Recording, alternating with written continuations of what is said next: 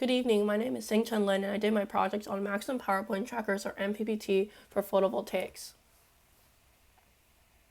So what is a maximum power point tracker? It outputs maximum power to the load given varying temperature and radiance of the sun. If you look at the IV curve of the solar cell, you can see a maximum power point marked. The goal is to stay there given varying conditions. The hill climbing method, which I'll be using the maximum power point tracker that I created, is interested in the derivative power with respect to duty cycle. The duty cycle I'm talking about is the duty cycle of the DC to DC converter that will be used to step up or step down the voltage. The duty cycle changes the maximum power point because it changes the effective internal resistance of the solar cell. This is the maximum power point tracker I created in Simulink. The first aspect I'm going to talk about is the solar panel and its input and parameters, which is outlined in blue. The top graph represents illumination on the solar panel and the bottom graph represents the temperature of the solar cell. Next, we're going to where the bulk of the maximum power point tracking happens. In yellow, you'll see an MPPT block, and the inputs into it are the voltage and current produced by the solar cell, it's sampled every 10 seconds, and the output of the MPPT block is the duty cycle of the DC to DC buck converter. The basic logic inside the maximum power point tracker is that it compares the current power output with the previous power output.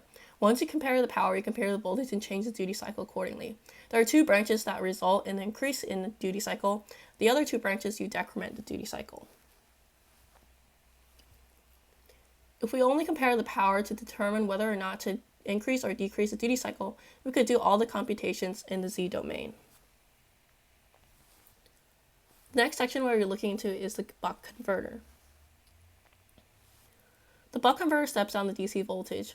If the photovoltaic panel was powering a device that did not need as much power as the photovoltaic panel was outputting, then the appropriate amount of power would be outputted from the maximum power point tracker. Next, we'll look at the measurements at the output of the maximum power point tracker system. At the output, we are measuring the current voltage and multiplying to get the power. We're sampling the measurement of the current and voltage every microsecond. This is a graph of the power versus time curve at the output of the maximum power point tracker. You can see that the power follows a similar curve to the radiance curve. This is because power is impacted by the radiance of the sun. Now we'll compare this with the graph of power with no maximum power point tracking.